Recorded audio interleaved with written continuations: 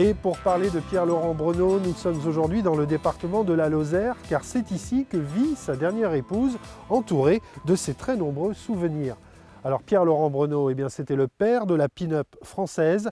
Il a longtemps vécu et travaillé en Touraine, à Loches, mais également au château du Rivaux, près de Chinon. On va le retrouver tout de suite dans un reportage d'actualité et on parle de lui juste après avec Martine Brenaud. Son père policier le voyait commissaire, le destin l'a imposé dans le dessin. Pierre Brenaud, peintre et illustrateur, crée dans les années 50 et 60 des affiches de music-hall et de publicité. Il invente surtout et immortalise la parisienne, le pendant français de la pin-up américaine. Moi, je suis très étonné du succès de la pin-up.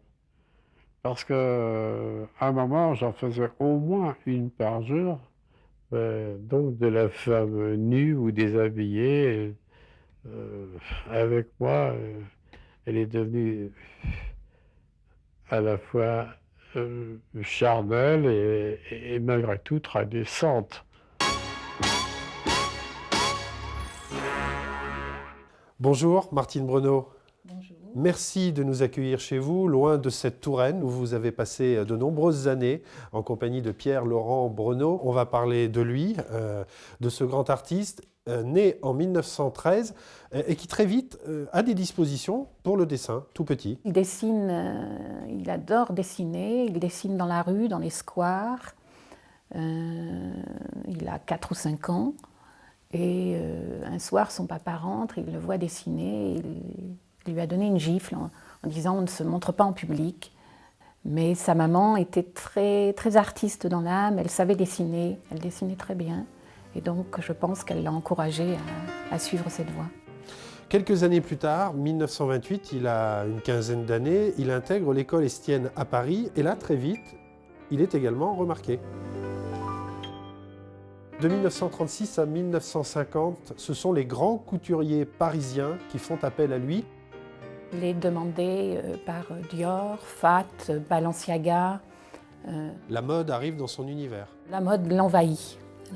Il est vraiment submergé par la mode.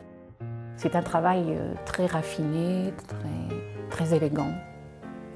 C'est déjà le style Brenaud qui s'affiche à cette époque? Oui, c'est le style Brenaud. Il est Brenaud comme Gruau. Ce sont deux personnages qui ont marqué cette période et les maisons de couture se les disputent. Parallèlement à cette activité, dès 1944, il est affichiste et illustrateur. Une nouvelle étape commence pour lui. Oui, on lui doit notamment, Pierre-Laurent disait, le Lido et moi, nous nous sommes portés mutuellement. C'est-à-dire que cette affiche qu'il fait pour le Lido le fait connaître dans le monde entier, effectivement. On l'a dit précédemment que c'est le père de la pin-up française. C'est en gros à cette époque qu'il commence à dessiner ses premières pin-up. Pourquoi la pin-up?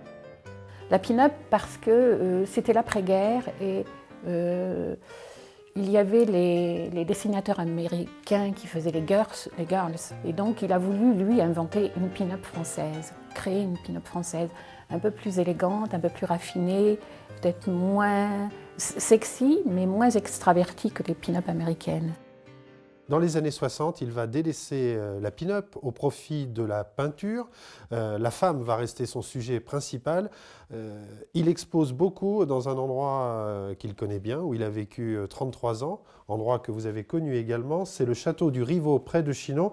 On regarde quelques images tournées en 1969. C'est l'ORTF, c'est du noir et blanc. Et on se retrouve juste après. Et c'est en septembre 1969 que Pierre-Laurent Brenaud, maître de Séan, expose ici des œuvres qui nous font oublier des évocations historiques pour nous plonger dans une réalité aussi agréable que quotidienne. La photo a pris le pas sur le dessin, donc il a fallu retrouver une autre orientation. Mais la peinture faisait partie des désirs de Pierre-Laurent. C'est-à-dire que dès le départ, il aurait aimé n'être qu'artiste peintre. Il avait son atelier et puis il ouvrait au public et donc il y avait une salle d'exposition où il présentait ses œuvres. Le château du Rivaux, c'était un cadre magique. Un lieu créatif. Un lieu très créatif, il y passait tous ses étés. On se sentait un peu mise à nu quand on posait, mentalement en tous les cas. Et il est vrai qu'il arrivait à deviner des choses. La première fois que j'ai posé pour lui, il m'a dit « Nous avons dû vivre ensemble dans une autre vie ». Merci en tout cas, Martine Breneau, de nous avoir reçus chez vous. Merci d'entretenir, merci de conserver cette mémoire. Et nous, on se dit à bientôt.